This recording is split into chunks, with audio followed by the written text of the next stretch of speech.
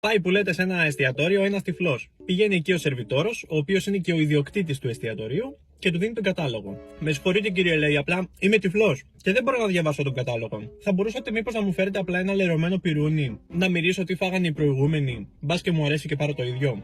Τον κοιτάει περίεργα ο ιδιοκτήτης, αλλά πηγαίνει μέσα στην κουζίνα, παίρνει ένα λερωμένο πυρούνι και του το πηγαίνει.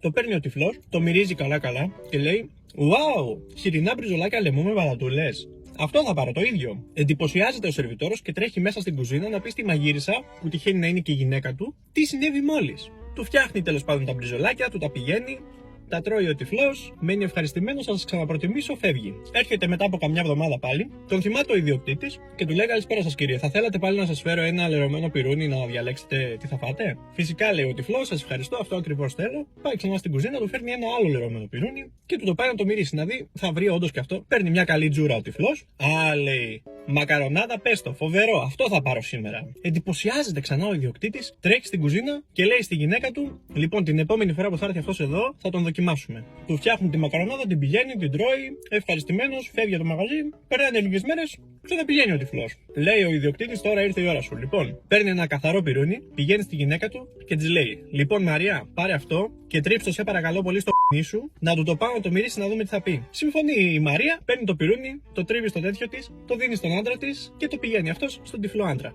Ορίστε κύριε το πυρούνι σας. Το παίρνει ο τυφλός, το μυρίζει καλά-καλά και γυρνάει και το απαντάει: Όπα, δεν ήξερα ότι δουλεύει και η Μαρία εδώ.